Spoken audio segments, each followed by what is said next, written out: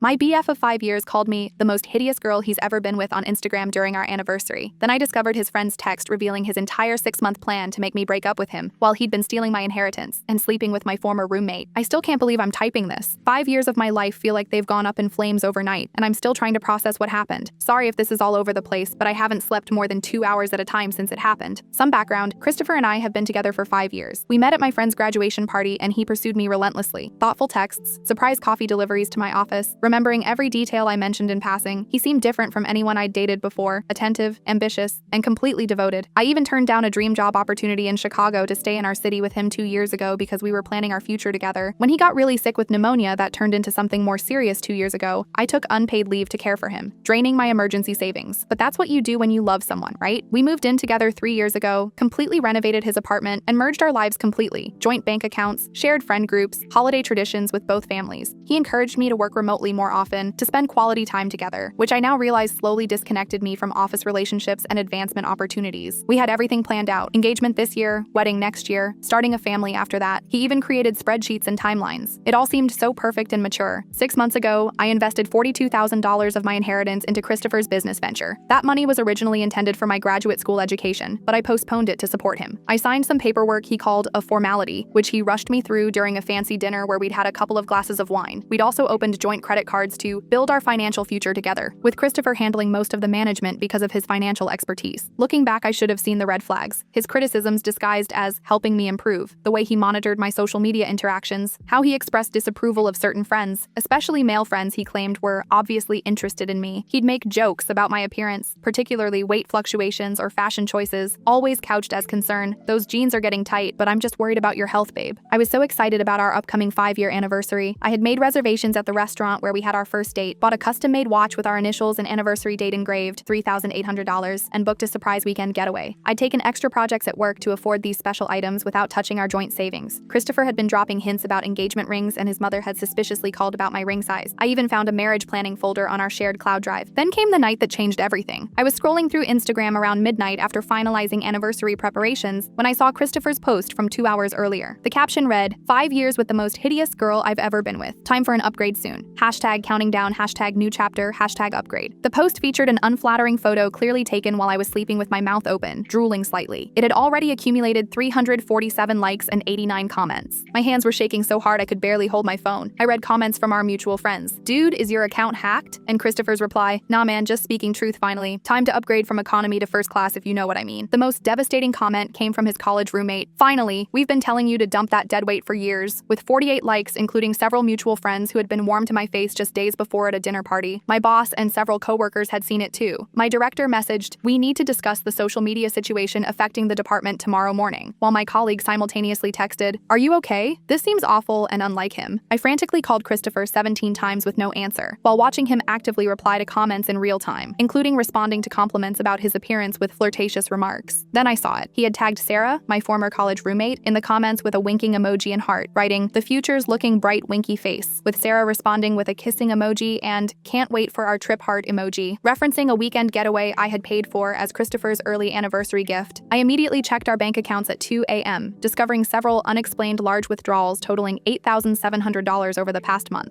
I called Christopher's best friend Jason, who claimed Christopher was just drunk with the guys, and I should chill out and not overreact like usual. When I checked Christopher's location on our shared account, I found him at an unfamiliar address across town, not at the sports bar Jason had claimed. Evidence started flooding in. A coworker sent screenshots of Christopher's private Instagram stories, visible only to close friends, featuring intimate photos with Sarah at restaurants and events during times he had told me he was working late or at guys' poker nights. I discovered credit card charges for jewelry at Tiffany's, $2,300, and dinner reservations at Michelin-starred restaurants on dates Christopher claimed to be on business trips, including a $780 dinner the night he told me he was sleeping in the airport due to cancellations. Going through emails, I found hotel receipts in his supposedly work-only email account for luxury local hotels on nights he was supposedly out of town, charged to our joint account and often including spa services and champagne packages. My bridesmaid Jenna called, finally confessing she had spotted Christopher and Sarah at a romantic restaurant 2 weeks prior looking very involved, but had hesitated to tell me after Christopher claimed they were just discussing a surprise party for Anne. I checked the location history on our shared cloud account and found that Christopher had visited Sarah's apartment 37 times over the past 6 months, often during his alleged late nights at the office, including the night before our anniversary. I even looked through our vacation photos from 3 months ago and noticed Sarah coincidentally appearing in background shots at our resort, a trip I had entirely paid for for while Christopher claimed his portion would be reimbursed by his company. That's when I made my decision. I wasn't going to confront him or demand explanations. I was going to disappear. I called Melissa at 3 a.m., breaking down while explaining the situation. She immediately offered her guest room for as long as needed. I was alternating between vomiting from anxiety and having panic attacks in the bathroom, but I forced myself to act methodically. I took photos of all financial documents, screenshots of the Instagram post and comments, and downloaded our joint account statements. I quickly packed essentials, clothes, irreplaceable photos, family heirlooms, and important documents. It was heartbreaking leaving behind 5 years of shared possessions, including the anniversary gifts wrapped on the table. I removed photos from frames around the apartment but left the frames in place, a visible symbol of my erasure. I wrote a single post-it note reading, "I saw everything. Don't contact me," and placed it on the anniversary gifts. Before leaving, I changed all passwords, removed myself from joint accounts where possible, and documented account information for legal purposes. I blocked Christopher on every platform, removed my relationship status, and temporarily deactivated most social media. I withdrew $3,000 cash from my personal account before it could be accessed by Christopher, discovering it had already been reduced from the $5,000 I thought was there. On a hunch, I checked my car for tracking devices based on Christopher's previous jokes about always knowing where I was, and found a small GPS tracker magnetically attached under the rear bumper, packaged in a way suggesting professional installation. That's when the full terror of the situation hit me. I created new email addresses, purchased 2 prepaid phones, 1 decoy and 1 actual, and established code phrases with trusted allies for communication verification.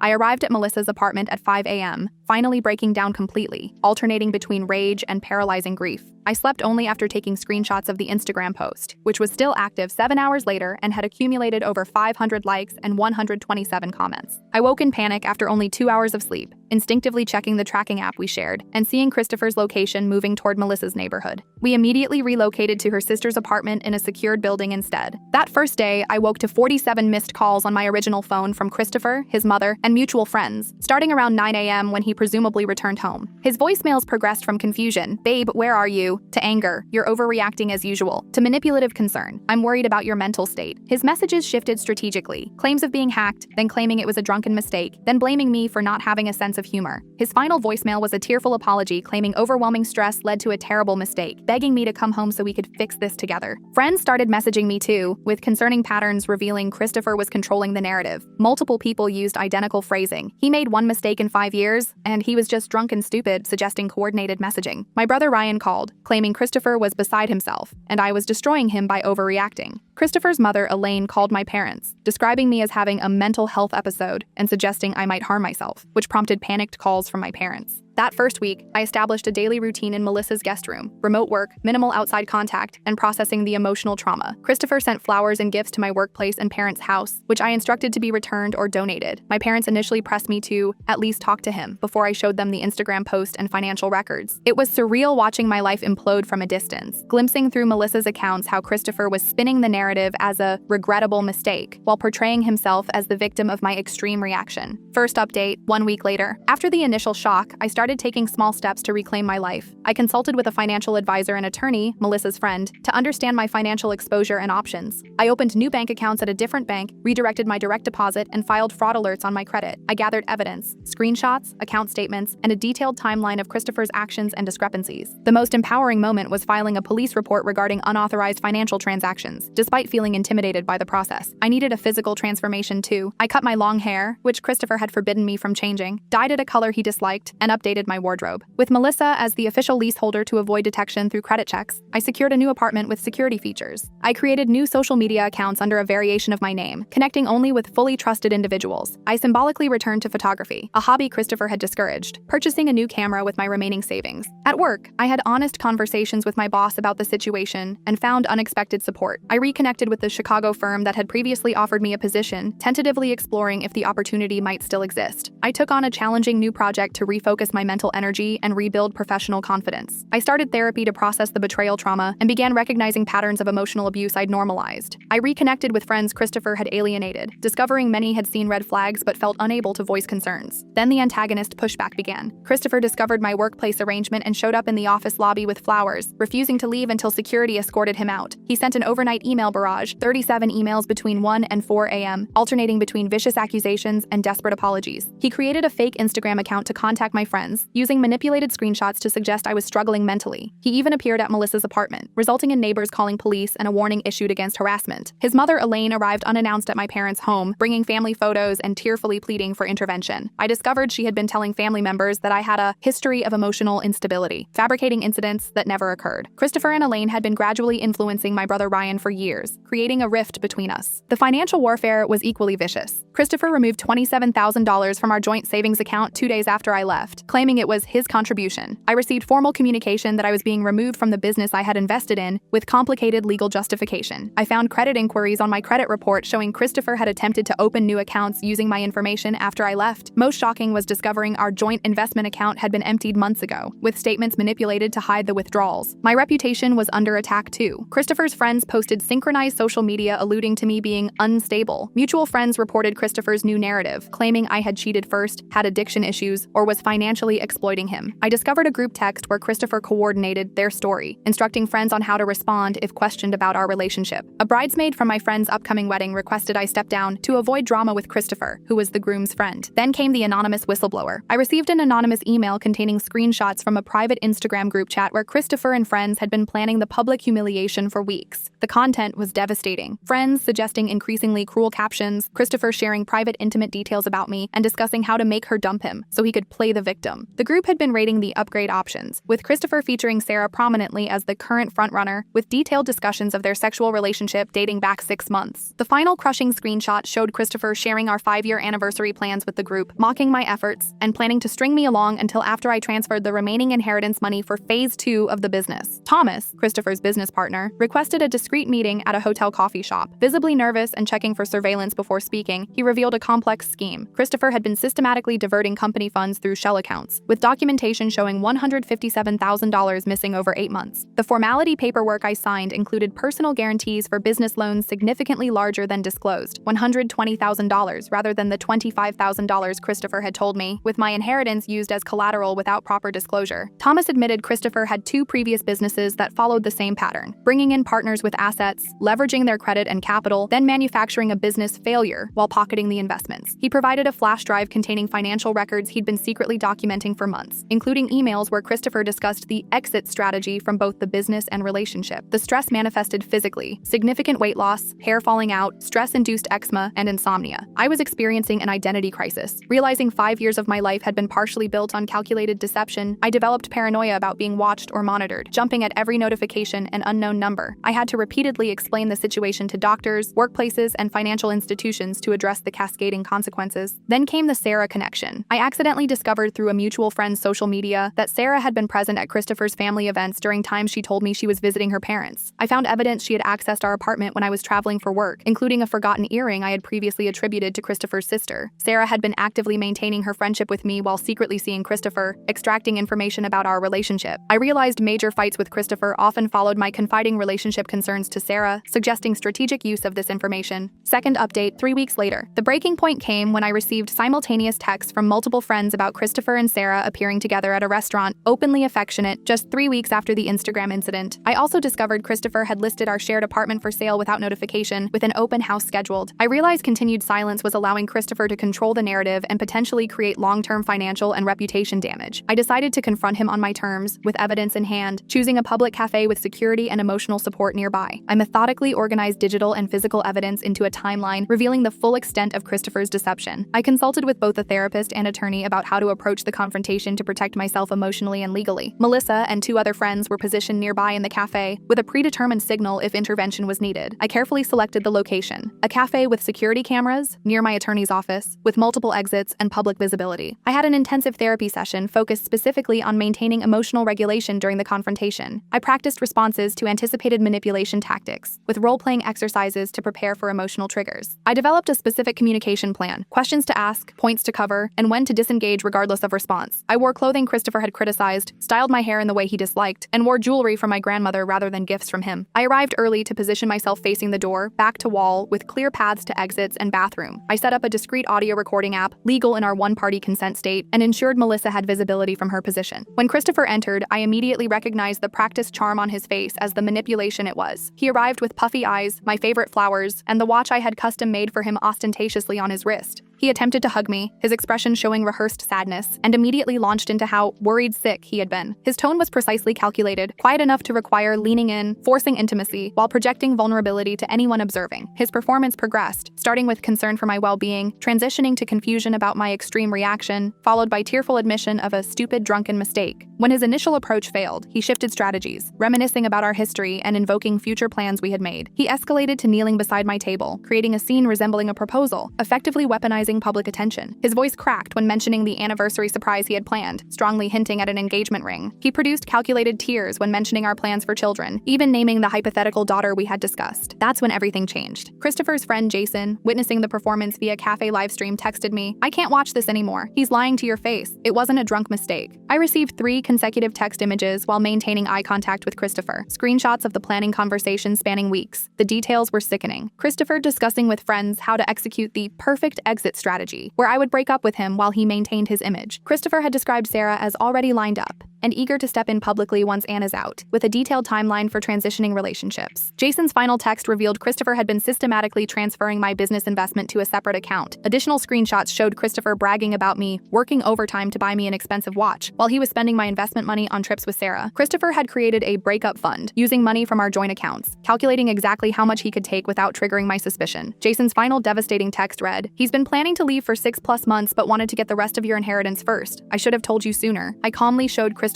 the phone screen, watching the color drain from his face as recognition dawned. He desperately attempted to grab my phone, knocking over coffee cups and creating a commotion that drew attention from the entire cafe. I stood up, voice steady but carrying, summarizing the evidence for everyone now watching: the planned humiliation, financial theft, and coordination with the other woman. Christopher desperately tried to discredit Jason's texts, claiming they were out of context and just guys talking, while trying to physically prevent me from leaving. When he realized manipulation had failed, Christopher switched to a threatening tone, hissing about the legal documents I signed and how I'd get nothing. The cafe manager intervened as Christopher's voice raised, with several patrons standing in support of me. I departed with composed dignity. "I have copies of everything. Your friend has a conscience even if you don't. Expect to hear from my lawyer." Melissa and friends formed a protective barrier as we left, ignoring Christopher's alternating between threats and pleading behind us. The fallout was immediate. Christopher followed me to the parking lot shouting contradictory explanations until security intervened. He frantically called mutual friends while still in the cafe parking lot, voice loud enough to hear him creating a new narrative about my ambush. Text notifications flooded in within minutes of the confrontation, as Christopher activated his support network with a distorted version of events. A mutual friend witnessed Christopher calling Sarah from the cafe, followed by their heated argument at Sarah's apartment that evening. The social media war began immediately. Christopher's inner circle posted vague statements about always 2 sides to a story and supporting friends through mental health struggles. Christopher issued a calculated public statement, a Notes app screenshot expressing deep concern for my well-being and asking for privacy during this difficult time for both of us. My strategic response was a single post with the most damning screenshot from Jason, a brief factual statement, and then silence, allowing the evidence to speak for itself.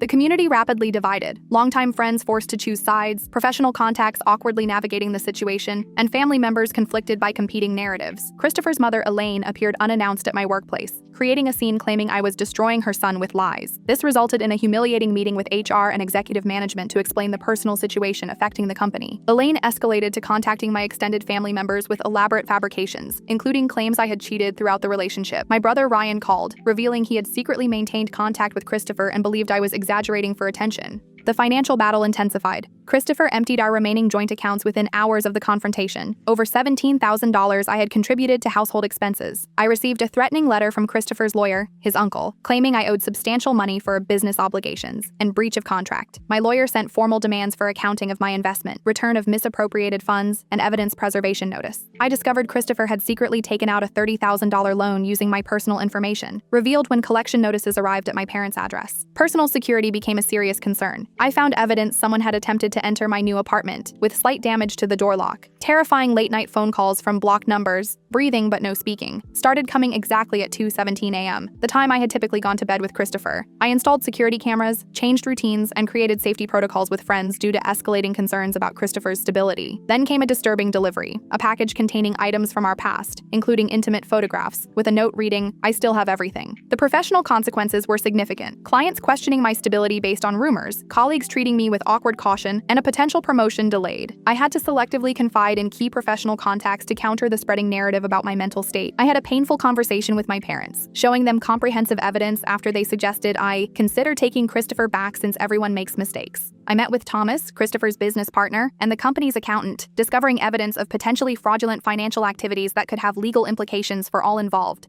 Final update 2 months later. Christopher's harassment campaign evolved, cycling between threatening legal action, love bombing with elaborate gifts, and spreading increasingly malicious rumors. His friends coordinated harassment through fake negative reviews on my professional profiles, concerned emails to my workplace, and subtle social sabotage. Christopher showed up at family functions he wasn't invited to, creating scenes that forced me to either endure his presence or appear difficult by leaving. The psychological warfare continued with deliveries of nostalgic items from our relationship arriving at unpredictable intervals, each with manipulative notes designed to trigger emotional responses. The legal chess match intensified. Christopher's legal threats consistently failed to materialize into actual filings. My counterclaim built methodically. Financial records showing systematic diversion of funds, evidence of identity theft, and documentation of harassment. We applied strategic pressure through formal complaints filed with financial institutions, credit bureaus, and business licensing authorities. Thomas officially separated from Christopher's business, providing my attorney with critical documentation of financial improprieties. I discovered evidence of Christopher's previous relationships where he had executed nearly identical patterns of financial exploitation and emotional manipulation. I located 2 former girlfriends who shared disturbingly similar stories, including the calculated make her dump me strategy and financial entanglements. Christopher had maintained a hidden dating profile throughout our relationship, with evidence of multiple concurrent affairs beyond Sarah. He had kept a private social media account where he mocked me to friends, sharing unflattering photos and private details throughout our relationship. Forensic accounting revealed the extent of financial damage, approximately $83,000 in misappropriated funds, unauthorized loans, and embezzled investment. The complex process of disputing fraudulent accounts, restoring credit damage, and documenting financial losses for potential legal action created a short-term financial crisis, legal fees, security expenses, and depleted savings while fighting for recovery of stolen funds. I had to postpone graduate school again due to financial uncertainty, creating a bitter reminder of opportunities lost to the relationship. Then came an unexpected message from Sarah after the public confrontation. Initially defensive, she revealed her own growing concerns about Christopher's behavior. During our first cautious conversation, we uncovered how Christopher had systematically manipulated both women with precisely contradicting stories. Sarah's relationship with Christopher